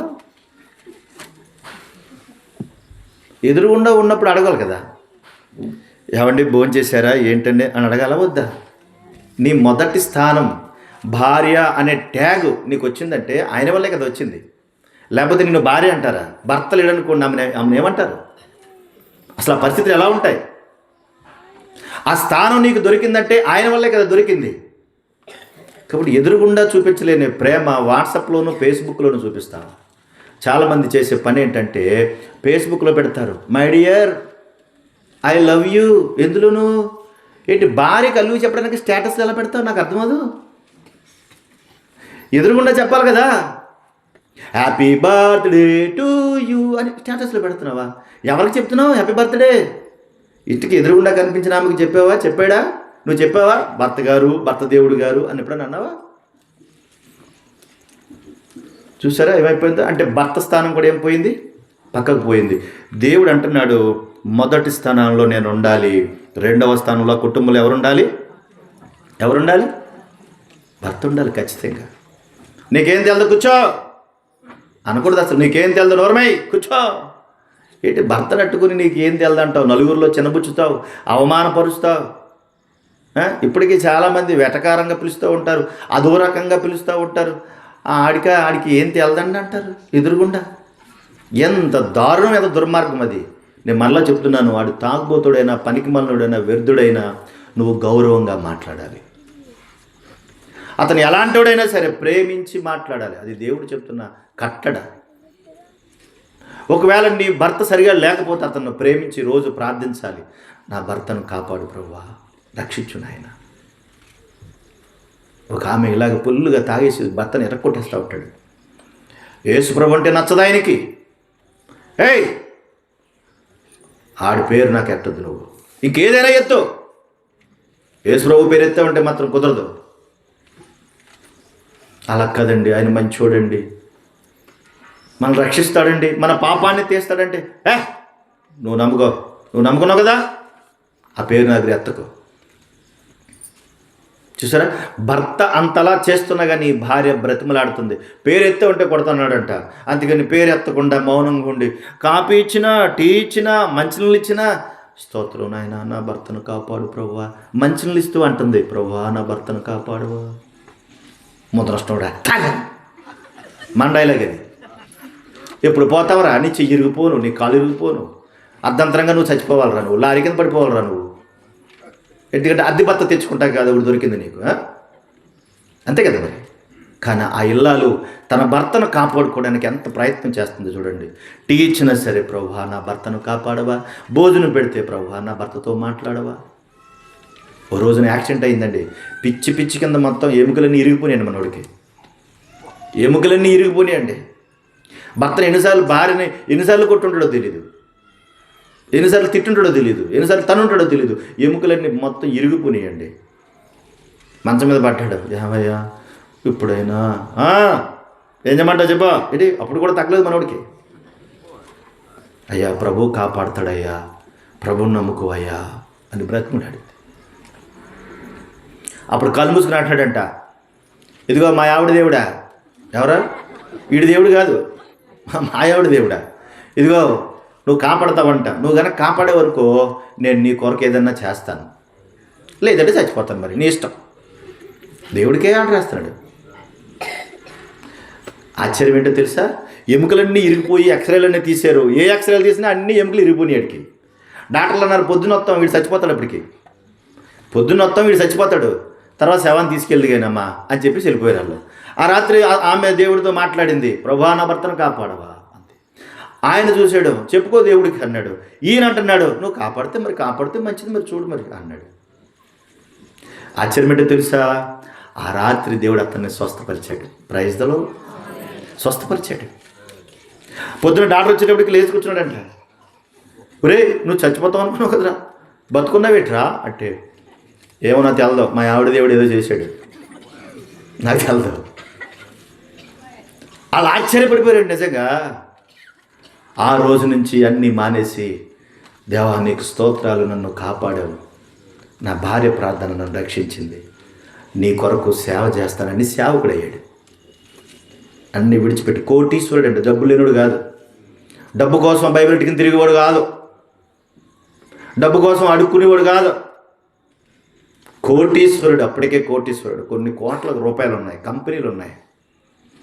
నీ కోసం ఏదైనా చేస్తానండి. దేవుడి కోసం దెబ్బలు తిన్నాడు. ఇప్పుడు మీరు ఆలోచించండి, తన సొంత భర్త బాధలో ఉన్నా, సొంత భర్త కష్టంలో ఉన్నా, అది తాగుబోతుడైనా దుర్మార్గుడైనా ఈ భార్య ఏం చేసింది? తన ప్రార్థన ద్వారా, తన భక్తి మార్గము ద్వారా ఏం చేసిందమ్మా? ఆ భర్తని కాపాడుకుంది. అంటే తనను ఎంత హింసించినా కూడా భర్తను ఏ స్థానంలో పెట్టింది? ఇంకో పెళ్లి చేసుకుంటాను, ఈడొద్దు నాకు, వీడితో ఏగలేకపోతున్నాను, అమ్మా వీడితో నేను ఏగలేనా, ఏదోటి ఇచ్చేయి, అడిగి చచ్చిపోతాడా? నేను ఇప్పుడున్న భార్యల పరిస్థితి ఇప్పుడున్న భార్యలు చెప్తున్నాను. అసలు ఎందుకు ప్రభువులో ఉన్నావు? ఎందుకు దేవుణ్ణి నమ్ముకుంటున్నావు? నీకు ఇచ్చింది కష్టమో సుఖమో, దేవుడు నీకు భర్తనిచ్చాడు. భర్త స్థానంలో ఉన్న ఆ స్థానాన్ని గౌరవించు, ప్రేమించు, ప్రార్థించు, దేవుని బ్రతిమలాడు. దేవుడు తప్పకుండా ఆ కార్యం చేస్తాడు. ఆ కుటుంబాన్ని తప్పకుండా కడతాడు. అది దేవుని కృప. కనుక 2వ స్థానాన్ని మనం చదువుకున్నాం. రైట్, ఇప్పుడు 3వ స్థానంలోనికి వద్దాం. కుటుంబంలో ఉన్నటువంటి 3వ స్థానం ఎవరనంటే భార్య. 3వ స్థానం ఎవరికి? భార్యకి ఇవ్వాలి. మొదటి స్థానం దేవునిది, 2వ స్థానం భర్తది, 3వ స్థానం భార్యది అన్నాడు. ఈ భార్యకి ఇచ్చేటువంటి స్థానం తప్పనిసరిగా భార్యకే ఇవ్వాలి. దేవుడు అంటున్నాడు, కుటుంబంలో భార్య భర్త 2 కన్నులు లాంటి వారు. ఓ కన్ను పోయింది, ఓ కన్ను ఉందంటే కుదరదు, 2 కళ్ళు ఉండాలి, 2 కళలు లాంటి వారు. కాబట్టి భార్యను కూర్చున్నటువంటి మాటలు కూడా దేవుడు చాలా విషయాలు మనకు జ్ఞాపకం చేశాడు. చూడండి ఒకసారి కొరింథీయులకు రాసిన మొదటి పత్రిక 11వ అధ్యాయము 11వ వచన భాగంలో ఇక్కడ ఇలా రాయబడింది చూడండి. అయితే ప్రభువునందు స్త్రీకి వేరుగా పురుషుడు లేడు, పురుషునికి వేరుగా స్త్రీ లేదు. స్త్రీ పురుషుని నుండి ఎలాగూ కలిగెనో అలాగే పురుషుడు స్త్రీ మూలముగా కలిగెను, గాని సమస్తమైనవి దేవుని మూలముగా కలిగెను అన్నాడు. అంటే ఏంటి దేవుడు ఏం చెప్పదలుచుకున్నాడంటే, స్త్రీ అయినా పురుషులైనా నా సంతానం, నా బిడ్డలు గనక నా సంకల్పానుసారంగానే భూమి మీదకి వచ్చారు గనక మీ స్థానాలు మీరు మర్చిపోకుండా మీ స్థానంలో మీరు నిలబడండి. ఇప్పుడు భార్యకు వచ్చినటువంటి స్థానంలో మరలా మన దగ్గరకు వచ్చేస్తే కొరింథీయులకు రాసిన మొదటి పత్రిక 7వ అధ్యాయం 2వ వచనంలో మరలా మనం చదివితే అక్కడ మరొక మాట రాయబడింది చూడండి. ప్రతి వానికి సొంత భార్య ఉండవలెను అన్నాడు. ప్రతి వానికి ఎవరు ఉండాలంట? సొంత భార్య అన్నాడు. ఈ మాటలు ఎవరు చెప్తున్నాడు అంటే పురుషునికి చెప్తున్నాడు, పురుషునికి జ్ఞాపకం చేస్తున్నాడు. సొంత భార్య అన్నాడు. అంటే అద్దె భార్యలు ఉన్నారా? లేరా? అద్దె భార్యలు లేరా? మీరు ఏమనుకోకుండా నా సోదరి మనలారా, పెళ్ళయ్యేటప్పుడు ఇంత బొగ్గలు వేసుకుని అందంగా కనపడుతూ ఉంటుంది భార్య. ఆ తర్వాత బిడ్డల్ని కని వాళ్ళని పోషించి వాళ్ళకి పాలిచ్చి కష్టపడి పొద్దున సాయంత్రం దాకా గొడ్డు చాకరీ చేస్తుంది ఈ సహోదరి. చేసి శరీరం అంతా అలసిపోతుంది. అప్పుడు ఐశ్వర్యరాయిలా కనబడినటువంటి ఈ భార్య ఇప్పుడు అలా కనపడటం లేదు. అంతేనగా నీడు ఏం చేస్తాడంటే, ఇది నాకు నచ్చట్లేదు, ఈలోగా వాళ్ళ అమ్మ వస్తుంది, ఒరే 2వ పెళ్లి చేసుకోరా, 2వ పెళ్లి చేసుకో. ఎవడో చెప్తుంది? కొడుకు చెప్తుంది. సొంత భార్య ఉండవలేను అన్నాడు. సొంత భార్య ఉండవలేను. సొంత భార్య అంటే అద్దె భార్యలు ఉన్నారంటే చాలామంది అద్దె భార్యలు ఉన్నారు, కానీ ఇద్దరిని కూడా దేవుడు వేరువేరుగా చూడలేదు. ఇందా మనం చదువుకున్నాం 7వ అధ్యాయంలోనే 10వ వచన భాగంలో భార్య భర్తను ఎడబాయకూడదంటే విడిచిపెట్టి ఉండకూడదు. అదే భర్తకి ఏం చెప్తున్నాడు చూడండి, 11వ వచన భాగంలో తన భర్తతో సమాధాన పడవలెను, మరియు భర్త తన భార్యను పరిత్యజించకూడదు అన్నాడు. ఎడబాయకూడదు అంటే విడిచిపెట్టి ఉండకూడదు, పరిత్యజించకూడదు అని అంటే అసలు విడవకూడదు, విడిచిపెట్టేయకూడదు. విడలేదైనటువంటి బంధంలో ఎడబాయకూడదంటే విడిచిపెట్టి ఉండకూడదు, పరిత్యజించకూడదంటే విడిచిపెట్టకూడదు. ఈ మాట మీకు అర్థమవుతుందా? ఎడబాయకూడదంటే కూడా ఉండాలని, పరిత్యజించకూడదంటే విడిచిపెట్టకూడదని. అర్థమైందా? అంటే ఏం చేయకూడదంటే భార్యను విడిచిపెట్టి ఉండకూడదు, భార్యను దూరం చేయకూడదు. అలా ఒకవేళ విడిచిపెట్టాల్సి వస్తే అతను నువ్వు పెళ్ళే చేసుకోవద్దు అన్నాడు. అందుకని ఇంకా మాట్లాడుతూ అంటాడు కదా, ఎఫెసీయులకు రాసిన పత్రిక 5వ అధ్యాయం, 5వ అధ్యాయం 25వ వచన భాగం, 5:25, పురుషులారా మీరును మీ భార్యలను ప్రేమించండి అన్నాడు. మీ భార్యలను ఏం చేయాలంటున్నాడు? ప్రేమించండి అన్నాడు. భార్యను ప్రేమించాలా వద్దా? కానీ భార్యను ప్రేమించాడు, అందరినీ ప్రేమించాడు. భార్యను తప్పించి అందరినీ ప్రేమించాడు. ఒక 2 రోజుల క్రితమే న్యూస్ వచ్చింది, మీరు చూసారో లేదో, అక్రమ సంబంధం పెట్టుకున్నాడంట. ఆ అక్రమ సంబంధం కోసం అది నెరవేర్చడం ఎలాగని భార్య అడ్డం వస్తుందని ఒక 4 ముక్కల కింద కోసి, ఎవరిని? భార్యని 4 ముక్కల కింద కోసి, మళ్ళీ ఈ కోసిన ముక్కలు అక్కడక్కడ పడితే ఎవరికైనా తెలిసిపోద్దామని కుక్కర్లో పెట్టి ఉడకబెట్టి, న్యూస్లో వచ్చింది, మరి మీరు చూసారో లేదో, మరి కుక్కర్లో ఉడకబెట్టిన భాగాలు కూడా పట్టుకెళ్ళి అప్పుడు చెరులో వేసేస్తే ఆ ఉడికిపోయిన ముక్కలన్నీ చేపలు అవి తినేస్తే మనకు ఆనవాళ్ళు దొరకవు కదా అనుకున్నాడు. చూసారా? సొంత భార్య కనబడలేదు, అద్దె భార్య కనబడింది. అద్దె భార్య కోసం సొంత భార్యను చంపేశాడు. మీరు ఆలోచించండి. ఇప్పుడు ప్రేమించాలని దేవుడు అంటే, కానీ ప్రేమించే ఆ గుణం పోయింది, అక్కడ ద్వేషాన్ని పెంచుకుంటున్నాడు. దీనికి కారణం ఒకటే, వారి ధర్మాలు సరిగా లేకపోవటమే. అక్రమ సంబంధాలు ఎందుకు జరుగుతాయంటే వారి ధర్మాలు సరిగా లేకపోవడమే. ధర్మాన్ని మించి ఎప్పుడైతే ప్రవర్తిస్తారో, ధర్మానికి లోబడకుండా ఉంటారో, అప్పుడే అక్రమ సంబంధాలు ప్రారంభమవుతాయి. చాలామందికి వీటి మీద అవగాహన లేకపోవటం వల్ల, ఆ కుటుంబాన్ని ఎలా కట్టుకోవాలో తెలియకపోవటం వల్ల ఒకరినొకరికి పొత్తు కుదరటం లేదు. చాలా సమస్యలు వచ్చి పడుతున్నాయి. కౌన్సిలింగ్ సెంటర్లకు వెళ్తుంటే వాళ్ళందరూ చెప్పి ఇసుకుపోతున్నారు. కొంతమంది పెళ్ళైన 3వ నెలకో 4వ నెలకే మా విడాకులు ఇచ్చేయండి అంటున్నారు. పెళ్ళైన 3 నెలలకే విరత పుట్టేసిందా? కోపాలు వచ్చేసాయా? 3 నెలలకే విడాకులా? దేవుని సంతానం దెయ్యపు సంతానంగా మారిపోయింది. చూడండి ఇప్పుడు ఏంటి కారణం? ఏంటంటే వారికి అవగాహన లేకపోవటం. ఈ పెళ్ళైనటువంటి కొత్త దంపతులు కూడా ఏదైనా సమస్య ఉంటే ఇంట్లో వాళ్ళకి చెప్పరు. ఆ వయసులో ఉన్న వాళ్ళకి చెప్తారు. వాళ్ళకి పెళ్లి పెడాకులు లేకుండా రోడ్లు అంటే తిరుగుతారు. వాళ్ళకి చెప్తే అసలు వీళ్ళ సమస్యలు ఏమి తెలుస్తాయి? వాళ్ళకి పెద్దవాళ్ళకి చెప్తే వాళ్ళకి అర్థమవుతాయి కదా కొన్ని విషయాలు. కనుక ఎంత దారుణమైన సంగతులు ఉన్నాయో. కనుక భార్యను దేవుడు ఏమంటున్నాడు? ప్రేమించాలి అంటున్నాడు. ఇది భార్య బాగా లోకు దొరికింది కదా అని చెప్పి ఇంకా చూడాలి, ఇంత దుడ్డుగా రోడ్డు తీసుకుని ఎక్కడికి పోయేవా? అనుమానం చెప్పోడు వీడు అనుమానం చెప్పోడు. అనుమానం జబ్బున్నవాడు అసలు ఏ కట్టడి చేయలేడు. మరలా జ్ఞాపకం చేస్తున్నాను, ఎవరైనా తప్పు చేయాలని అనుకునే ఆలోచనలు వాళ్ళకి కలిగితే అసలు ఎవడో ఆపలేడు. ఆలోచనే రాకూడదు మనసులో.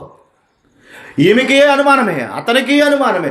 అనుమానం జబ్బు అసలు నమ్మకం లేకుండా, విశ్వాసం లేకుండా ఈ అనుమానం జబ్బుతో ఎంతకాలం బతుకుతారు? ఎంతకాలం కుటుంబాలుగా కట్టబడతారు? అసలు దేవునికి ఉన్న స్థానమే పోయింది. అక్కడ ఆరాధనే లేదు, అక్కడ ప్రార్థనే లేదు. అక్కడ ఏంటా ఇదే? ఎక్కడదా ఇదే అంటాడు. కూర్చుంటే అనుమానం, నుంచుంటే అనుమానం, తింటే అనుమానం, పడుకుంటే అనుమానం, బయటికి వెళ్తే అనుమానం. నీ అనుమానం జబ్బు తగలయ్యా, ఎన్నాళ్ళలా బతుకుతావు? ఆఖరిగా అనుమానంతో చంపేస్తాడు. అనుమానం తీర్చుకోలేక, అది నిజమో అబద్ధమో తెలియకుండానే ఒక అమాయకురాలను చంపేస్తాడు. ప్రేమించండి అని దేవుడు అంటే దానికి విరుద్ధంగా ప్రవర్తిస్తున్నాడు. అక్కడే మరొక మాట ఉంటుంది 33వ వచన భాగంలో, మెట్టుకు మీలో ప్రతి పురుషుడును తనను వలె తన భార్యను ప్రేమించాలి. తనను వలె తన భార్యను ప్రేమించమన్నాడు. నువ్వు ఎలా ప్రేమించుకుంటావో, నీ శరీరాన్ని ఎంత బాగా చూసుకుంటావో నాయన, నీలో సగభావం నీ భార్య. సగభార్యం ఉన్న వాళ్ళని విడిచిపెట్టి, తల్లిదండ్రులు విడిచిపెట్టి దూర ప్రాంతానికి వచ్చి, ప్రాంతం కాని ప్రాంతానికి వచ్చి నిన్ను ప్రేమించి, దేవుడు నాకు భర్తగా నిన్ను ఇచ్చాడు, దేవా నీకు స్తోత్రం అనుకుని నీ దగ్గర కూర్చుని నీతో పాటు కలిసి ఉంటే నీకు లోకమైపోయింది కదా భార్య. ఎంతకాలం బతుకుతావు? ఎంతకాలం ఉంటావు? కనుక అనుమానం పెనుబోతాం. ఈ రోజున కాపురాలను చెడిపోవడానికి అవే కారణాలు. వీళ్ళు కూడా అలా అనుమానంతోనే ప్రవర్తిస్తున్నారు. వీళ్ళు కూడా ఎందుకంటే భర్త వచ్చినప్పుడు నవ్వదు, బయట వచ్చినాక కూర్చోండి. మరి భర్త ఎదురకుండా ఎక్కడ పోయిందా నవ్వు? ఆడ అసలే అనుమానం చెప్పాడంటే నీ నవ్వు వల్ల వాడికి ఏమైపోయింది? ఇంకా అనుమానం పెరిగిపోయింది కదా. సో ఇది నవ్వింది అంటే ఎక్కడో ఏదో తేడా ఉంది మొత్తం మీద. బయటకు వెళ్తాడు, మళ్ళీ ఇలా లోపలికి వస్తాడు, మళ్ళీ బయటకు వెళ్తాడు, మళ్ళీ లోపలికి వస్తా ఉంటాడు. ఇది నవ్వుతుంది, ఎందుకు నవ్వింది? చూసారా, మామూలుగా నవ్వినా తప్పే, నవ్వకపోయినా తప్పే. ఎంత ప్రమాదంలో ఉన్నాం. అసలు నీ జీవితాన్ని, నీ కుటుంబాన్ని కట్టుకోవడానికి దేవుడు ఒక ఉన్నతమైన స్థితినిస్తే కుటుంబాన్ని పాడు చేసుకుంటున్నాం ఎందుకు? భార్య అయినా భర్త అయినా ఎందుకు పాడు చేసుకోవాలి? ఒక మంచి కుటుంబాన్ని దేవుడికి అనుగ్రహింపచేశాడు కాబట్టి ఆ కుటుంబాన్ని కట్టుకోవడానికి దేవుడు నీకు అవకాశం ఇచ్చాడు. మనకు తెలుసు నోవహు భర్త, భార్య భర్త ఇరువురు, నోవహు ఇద్దరు కలిసి వారి కుటుంబాన్ని ఎంత చక్కగా కట్టుకున్నారండి. నోవహు తన కుటుంబంలో భార్యకి ఇవ్వాల్సినటువంటి స్థానాన్ని భార్యకి ఇచ్చాడు, దేవునికి ఇవ్వాల్సినటువంటి స్థానాన్ని దేవునికి ఇచ్చాడు. అందుకే దేవుడు అన్నాడు, నీవు నీ ఇంటి వారు ఎక్కడికి వచ్చేయాలా? వాళ్ళలోకి రండి. నోవహుతో మాట్లాడుతూ అక్కడ ఏమంటాడంటే ఒక మాట చదివిస్తాను చూడండి ఒకసారి. ఆదికాండము 7వ అధ్యాయంలో దేవుడు పర్టికులర్గా అక్కడ రాసి మరీ చెప్పాడు. కారణం ఏంటో చూడండి ఒకసారి. ఆదికాండం 7వ అధ్యాయం 1వ వచన భాగం. యెహోవా ఈ తరము వారిలో నీవే నా ఎదుట నీతిమంతుడు అయినట్టు చూచితిని గనుక నీవును నీ ఇంటి వారును వాడలో ప్రవేశించండి. నీవు వాడలోకి రావాలి, నీ ఇంట్లో వాళ్ళు కూడా రావాలి. ఎలాగా? ఆ పై మాట కూడా చదవండి అక్కడ 18 వచ్చిన 6:18లో. అయితే నేను నీతో నిత్య నిబంధన స్థిరపరచు, నీవు నీతో కూడా నీ కుమారులు, నీ భార్య, నీ కోడళ్ళు, నీ భార్య అంటాడు. అంటే ఆ భార్య ఎలా బ్రతికిందండి? భర్తకి ఇవ్వాల్సిన స్థానాన్ని భర్తకి ఇచ్చింది, దేవుడికి ఇవ్వాల్సిన స్థానాన్ని దేవుడికి ఇచ్చింది. మీరు ఆలోచించాలి, ఎంతమంది ఈ భూమి మీద ఉండి నశించిపోయి చచ్చిపోయి వెళ్ళిపోతున్నారు, ఎన్ని కుటుంబాలు పాడైపోతున్నాయో.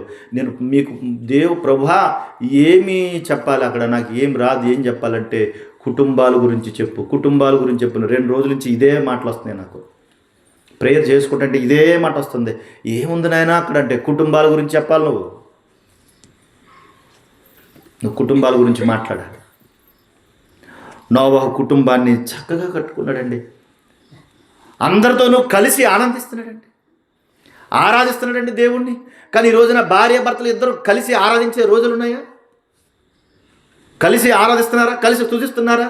నువ్వు వెళ్ళు, నేను రాను. నువ్వేమో పరలోకానికి, ఆవిడేమో అగ్నిగుండానికా? నీలో సగభాగం కాదా? ఆమెను రక్షించుకోవాల్సిన బాధ్యత నీకు లేదా? అది దేవుని మాట కాదా? 3వ స్థానాన్ని ఎవరికి ఇవ్వాలమ్మా? ఎవరికి ఇవ్వాలి? మొదటి స్థానం ఎవరికి ఇవ్వాలి? దేవునికే ఇవ్వాలి. 2వ స్థానం భర్తకే ఇవ్వాలి. 3వ స్థానం భార్యకే ఇవ్వాలి. 4వ స్థానంలో కుటుంబంలో 4వ స్థానం ఎవరికి ఇవ్వాలంటే పిల్లలకి ఇవ్వాలి. ఎవరికమ్మా? పిల్లలకి ఇవ్వాలి. పిల్లలకి ఎందుకు ఇవ్వాలంటే దేవుడు చెప్పేటప్పుడు ఇలా చెప్పాడు. ఆయన గర్భఫలము యెహోవా ఇచ్చు బహుమానము, కుమారులు యెహోవా అనుగ్రహించు స్వాస్థ్యము అంటాడు.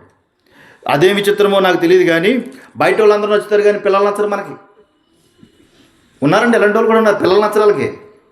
ఆ పిల్లలు ఎదుగుతుంటే వీళ్ళే చూడలేరు. ఎలా చెప్పోగా, ఇలా చెప్పవు కానీ అంటారు.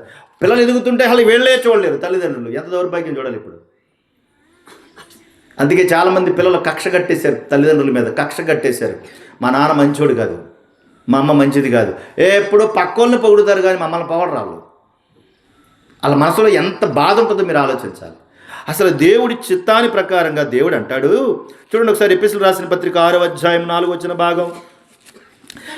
ఎపిఎస్సీ పత్రిక 6:4.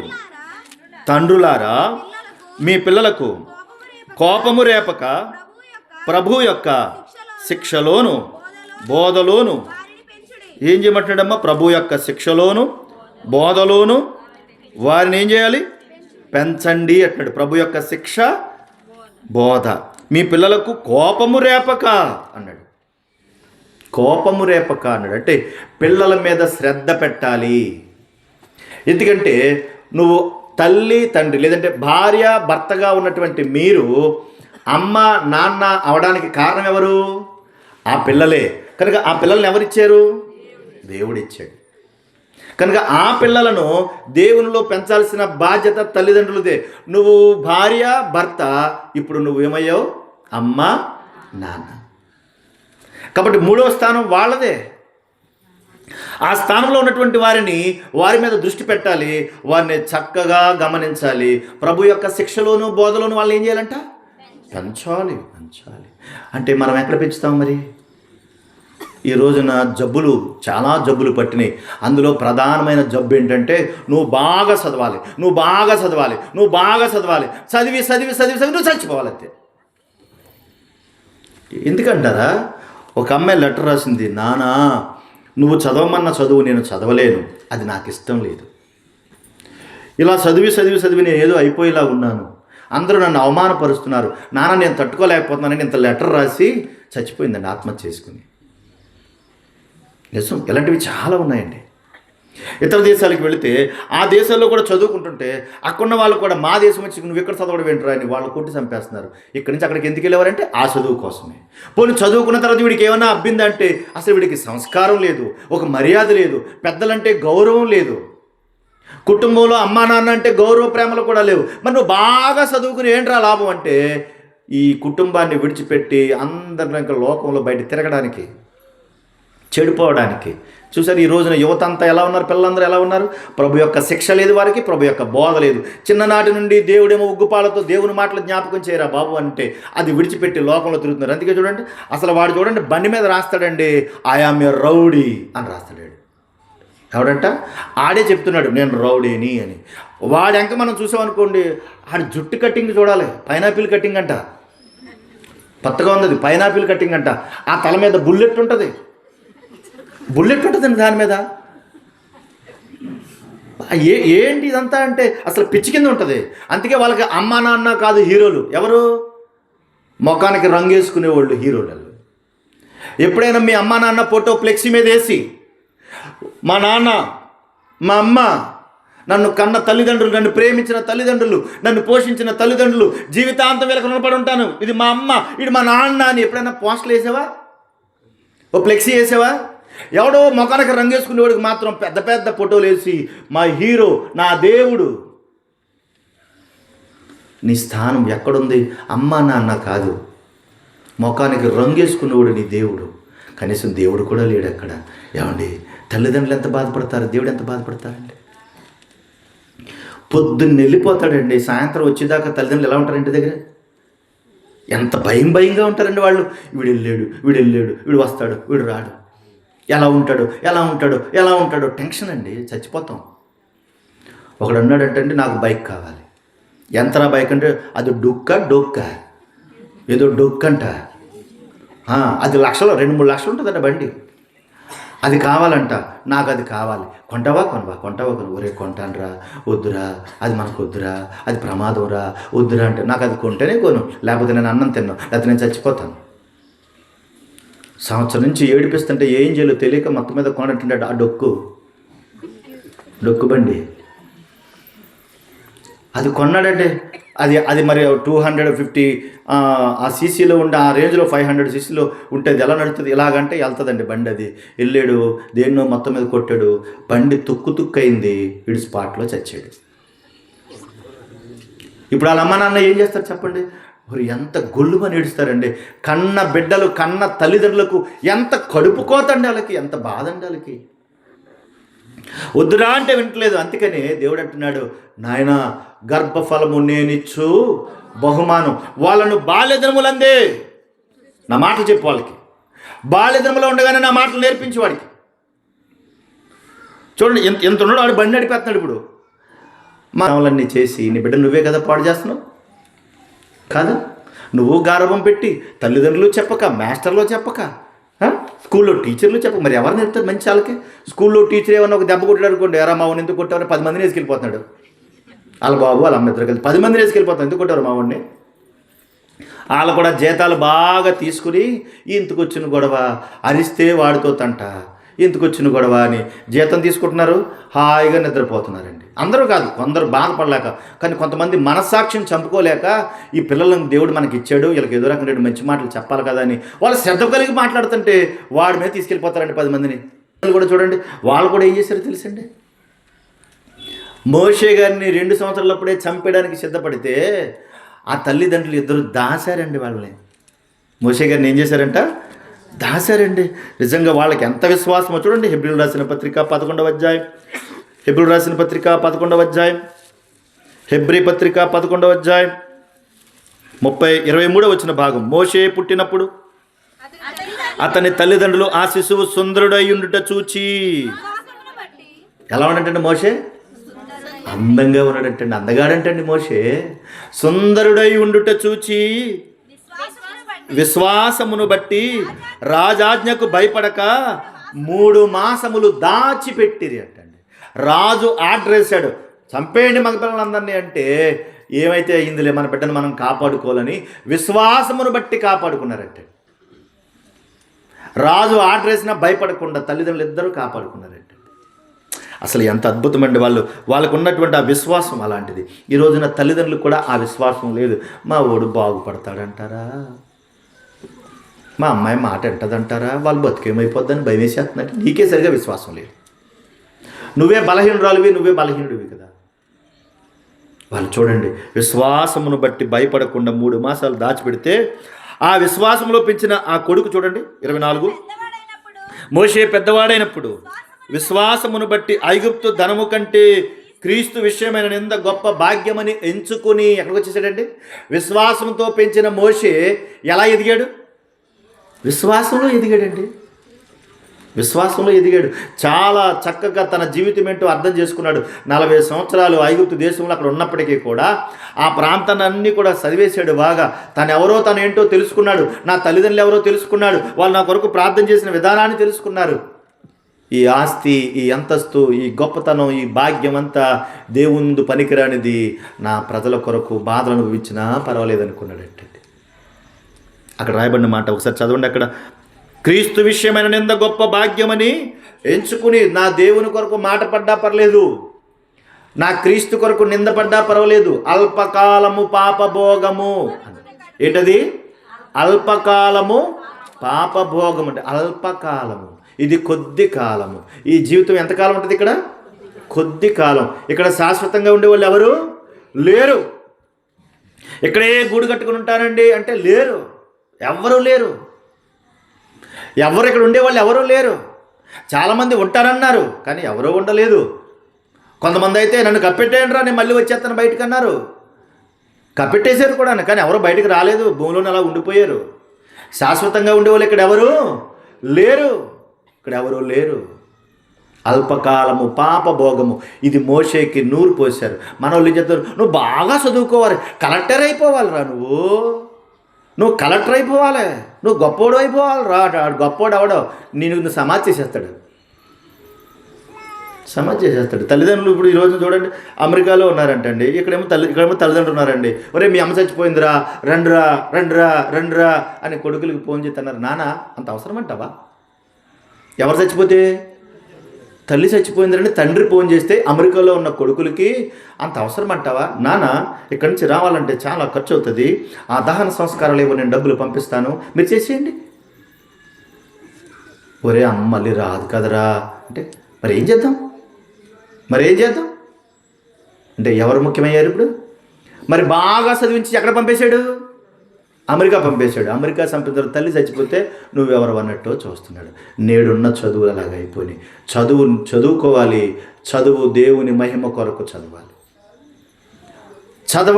అది దేవుణ్ణి గణపరిచేటట్టుగా చదవాలి. అది నీ జీవితాన్ని బాగు చేసేటట్టుగా చదవాలి. నీ తల్లిదండ్రులను ప్రేమించినట్టుగా చదవాలి. నీ భవిష్యత్తు దేవుని దగ్గర ఉన్నట్టుగా చదవాలి. ఇవి ఏమీ లేని నీ చదువు దేనికి ఉపయోగం రానిది. అందుకే దుష్టుడైన అపవాది కూడా కుటుంబం మీద దాడి చేసి నువ్వు బాగా చదువుకోరా సండే స్కూల్కి రారు, కానీ సెలవులు వస్తుందమ్మా అంటే సండే స్కూల్కి రారు, ఎక్కడికి వెళ్ళిపోతారంట, స్కూల్కి మాత్రం పంపించేస్తారు పిల్లల్ని. అవన్నీ చేస్తున్నాం, సంస్కారం లేనటువంటి చదువు. అందుకే మన వాళ్ళు చాలామంది అంటారు చదువుకున్నవాడికైనా మనవాడే మంచోడు అంటారు. ఏం ఉపయోగం ఉంటుంది? విద్య లేనివాడు వింత పశువు అని ఒకప్పుడు అనేవారు, కానీ ఇప్పుడు విద్య ఉన్నవాడే వింత పశువాడు. ఎందుకు? సంస్కారం లేదు ఎందుకు వాడికి. అందుకే ప్రభు యొక్క శిక్షలోనూ బోధలోనూ వాళ్ళని పెంచాలి. వాటితో పాటు ఇవన్నీ వస్తాయి. ఒక మోషే అలా ఎదిగాడు, ఒక సమూయేలు అలా ఎదిగాడు, దేవుని పిల్లలు అనేక మంది అలా ఎదిగారు. ఎన్ని చెప్పానమ్మ ఇప్పటికి? మొదటి స్థానం కుటుంబంలో ఎవరికి ఇవ్వాలి? దేవునికి ఇవ్వాలి. రెండవది భర్తకి ఇవ్వాలి. మూడవది భార్యకి ఇవ్వాలి. నాలుగవది పిల్లలకి ఇవ్వాలి. ఇక చివరిది చెప్పి నేను ముగించేస్తాను. అయ్యో ఇంకోటి ఉందా అనుకోకుండా, ఇదే చాలా ముఖ్యమైనది కూడా. ఇది 5వ స్థానం ఏంటంటే కుటుంబంలో 5వ స్థానం ఇతరులు. ఎవరు? ఇతరులు. కుటుంబంలో 5వ స్థానం ఇతరులు అన్నారు. ఇతరులు అంటే ఎవరు? మనం ఏమనుకుంటాం? ఇతరులు అంటే ఆ పక్కింటోళ్ళు ఈ పక్కింటోళ్ళు అనుకుంటాం. కానే కాదు. ఇతరులనంటే ఇప్పుడు భార్య భర్త, తల్లి తండ్రి, పిల్లల మధ్యలోకి ఎవరొచ్చినా వాళ్ళు ఇతరులే. పెద్దమ్మ కావచ్చు, పిన్నమ్మ కావచ్చు, తాత కావచ్చు, మామ కావచ్చు, అత్త కావచ్చు, మావ కావచ్చు, ఎవరైనా కావచ్చు. మా అక్కండి అంటే అక్క అయినా కూడా బయట మనిషే లెక్క. ఎవరండి? బయట మనిషే లెక్క. ఎందుకనంటే వాళ్ళ మధ్యలోకి ఎవరు ప్రవేశించినా ఆ కుటుంబం ఏమైపోద్ది? మాట్లాడేటి పాడైపోదా? ఎవరు ప్రవేశించినా పాడైపోతుంది. అదేంటోనండి, వాళ్ళ అమ్మ రానని చెప్పి బాగుంటుందండి, వాళ్ళ అమ్మ చెడుకు మారిపోతుందండి ఇది అన్న కనుక. అంటే మీరు ఆలోచించాలి, అప్పటి వరకు ప్రేమగా ఉన్న మనిషి మధ్యలో ఒక మనిషి రాగానే ఏమైపోతుంది? కొమ్మును కట్టేసుకోవాలి అంటే సడన్గా రాను తిన్నాం అంటది, ఇడికి బిబిరేజ్ అయిపోతుంది. మధ్యలో ఎవరొచ్చినా కూడా ఆ కుటుంబం చెడిపోతుంది. మధ్యలో ఒకవేళ వస్తే, మధ్యవర్తిగా ఒకవేళ వస్తే మంచి మనసు కలిగి, దైవికమైన మనసు కలిగి ఉండాలి. ఇతరులకు ఎక్కువ స్థానాన్ని కుటుంబంలో ఇవ్వకూడదు. ఒకవేళ ఇస్తే నీ కుటుంబం తర్వాతే ఇవ్వాలి, నీ భర్త తర్వాతే, ఆ తర్వాత ఎవరైనా, నీ భార్య తర్వాతే ఎవరైనా, నీ బిడ్డల తర్వాతే ఎవరైనా. ఈ మధ్యకాలంలో వీళ్ళంటారు వీళ్ళ అమ్మొస్తే బాగా చూడాలంట, వాళ్ళ అమ్మొస్తే మాత్రం బయటికి గెంటేయాలంట, వీళ్ళ అమ్మొస్తే మాత్రం టేబుల్ మీద కూర్చోబెట్టి భోజనం పెట్టాలంట, వీళ్ళ అమ్మొస్తే మాత్రం బయట రోడ్డు మీద కూర్చోబెట్టి ప్లేట్ ఇవ్వాలంట. ఎలాగైపోయారమ్మా? ఎలా అయిపోయింది? దేవుడిచ్చిన ఈ మంచి కుటుంబం నాశనం అయిపోయింది. మరి నీ ఇంట్లో నీ యొక్క స్థానం ఎవరు దొంగిలించారు? ఇప్పుడు ఆలోచించు. నీ ఇంట్లో దేవుని స్థానం ఉందా? నీ ఇంట్లో దేవునికి స్థానం ఉందా? చివరిగా చెప్పి ముగిస్తూ ఉన్నాను. ఎప్పుడైనా సరే గుర్తుపెట్టుకోండి, కుటుంబ వ్యవస్థ బాగుంటే సంఘం బాగుంటుంది. కుటుంబ వ్యవస్థ బాగుంటే సంఘం బాగుంటుంది.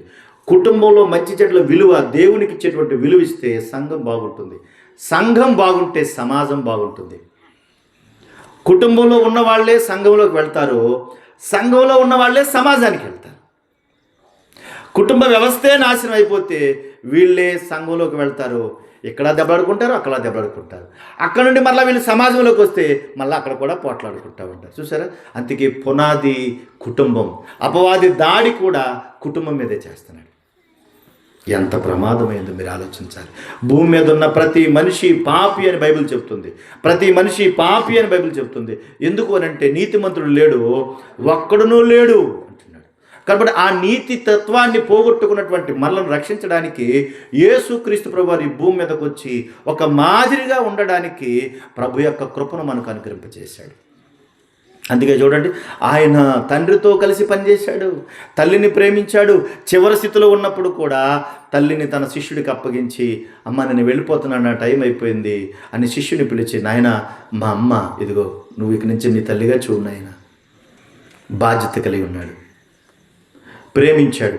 పాపపు స్థితి నుండి పరిశుద్ధతలోనికి తీసుకొని రావడానికి యేసుక్రీస్తు ప్రభు వారి భూమి మీదకి వచ్చి కుటుంబాలలో దైవత్వాన్ని పెంచడానికి ప్రయత్నం చేశాడు, కానీ ఎక్కడ విడగొట్టలేదు, చెడగొట్టలేదు. ఇది మనకు అర్థం కావట్లేదు. అందుకే నీ స్థానాన్ని యేసుక్రీస్తు ప్రభు వారికి ఇవ్వాలి. నీ ఇంటిలో ప్రథమ స్థానం ఆయనే ఉండాలి. ఈ గృహాధిపతి యేసుక్రీస్తు అని బోర్డు మీద పెట్టుకుంటే కాదు, నీ కుటుంబంలో కూడా నిజంగా యేసుక్రీస్తు ప్రభు వారు ఉండాలి. ఇది ఎప్పుడైతే తక్కువ అవుతుందో, ఇది ఎప్పుడైతే ఇబ్బందిగా ఉంటుందో, అప్పుడే కుటుంబ వ్యవస్థలన్నీ పాడైపోతాయి.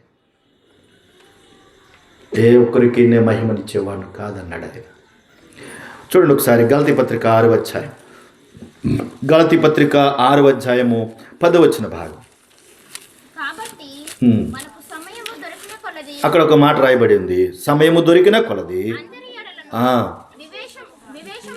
అక్కడ మాట రాయబడింది ఏమిటంటే విశ్వాస గృహము అని రాయబడింది. చూడండి, విశ్వాస గృహము అంటే మన ఇంటిని ఒక విశ్వాస గృహంగా కట్టుకోవాలి. బాధ్యతలు ఉన్నాయి. కుటుంబం అంతా కలిసి ఆరాధిస్తూ, దేవుణ్ణి స్తుతిస్తూ, దేవునికి దగ్గరగా బ్రతుకుతూ, కుటుంబంలో ఏమేమి లోపాలు ఉన్నాయో చర్చించుకోవాలి, దేవునికి మొరపెట్టుకోవాలి, సమాధానాన్ని తెచ్చుకోవాలి, ఏ లోపాలు ఉన్నాయో అర్థం చేసుకోవాలి. మధ్యవర్తులు ప్రవేశించి కుటుంబాన్ని పాడు చేస్తారన్న ఉద్దేశం నీకు తెలిసినప్పుడు ఆ మధ్యవర్తి యేసుక్రీస్తు ప్రభువారు అయి ఉండాలి. ప్రభువుని మధ్యవర్తిగా పెట్టుకుంటే మనకు అన్ని విషయాలు బాగా అర్థమవుతాయి, తెలుస్తాయి. అప్పుడు మన కుటుంబాన్ని కట్టుకోవడానికి బాగుంటుంది. రేపొద్దున వెళ్ళిపోయినప్పటికీ కూడా పలానా కుటుంబం ఎంత మంచి కుటుంబం అని అందరూ చెప్పుకుంటారు, అందరూ ఆలోచిస్తారు.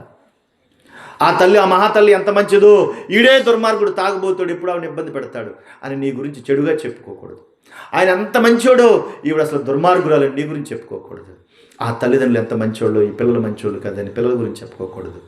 ఆ కుటుంబం దేవునిలో ఉంది, ఆ కుటుంబాన్ని పరిపాలించే హక్కు దేవునికి ఉంది, ఆ కుటుంబ యజమాని దేవుడు అని చెప్పుకోవాలి. అప్పుడు ఆ కుటుంబం బాగుంటుంది. నా ప్రియమైన దేవుని వారలారా, ఎందుకు దేవుడు ఈ మాటలు మన మధ్యలో మనకు వినిపించాడు నాకు తెలియదు. ఏ కుటుంబం ఎలా ఉందో కూడా నాకు తెలియదు.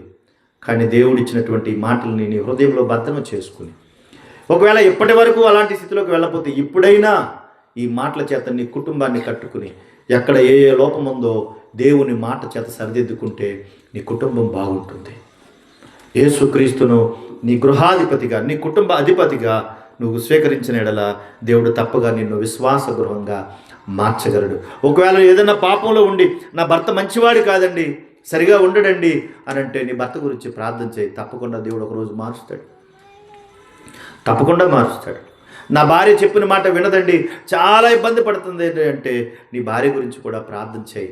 ప్రభువా, నా భార్యను మార్చు నాయన, ఆమెతో మాట్లాడు ప్రభువా, ఆమెను రక్షించు ప్రభువా, నేను పరలోకానికి వెళితే ఆమె అగ్నిగుండానికి వెళ్ళాలా ప్రభువా, కనికరించు నాయన అని ప్రార్థన చేయి. పిల్లలు సరైనటువంటి స్థితిలో లేకపోతే, తల్లిదండ్రులుగా దుఃఖంలో అనుభవిస్తూ ఉంటే ప్రభువా, బిడ్డల్ని కనికరించు నాయన, బిడ్డలను దర్శించు నాయన, వారిని కాపాడుకోలేకపోతున్నాను తండ్రి, కనికరించు నాయన అని ప్రార్థించాయి. దేవుడు తప్పకుండా కుటుంబాన్ని కడతాడు. ఆయన కుటుంబాలను కట్టేవాడే కానీ కుటుంబాలను ఎడదీసేవాడని కాడు. ఆయన కుటుంబాలను కట్టేవాడు. తెలియక చాలాసార్లు అనుకుంటూ ఉండొచ్చు, కానీ తెలిసి మాత్రం ఎప్పుడు చేయొద్దు. తెలియకంటే దేవుడు క్షమిస్తాడు. నీ కుటుంబాన్ని కట్టుకోవడానికి ప్రయత్నించే, తప్పకుండా దేవుడు సహాయం చేస్తాడు. అట్టి కృప ప్రభు అందరికీ దయచేయను గాక. ఆమెను ప్రార్థించేద్దాం. కళ్ళు మూసుకొని ప్రార్థనలు ఏకీవించండి. ప్రేమగల మా తండ్రి, పరిశుద్ధుడైన మా దేవా, మీకు స్తోత్రాలు నాయన.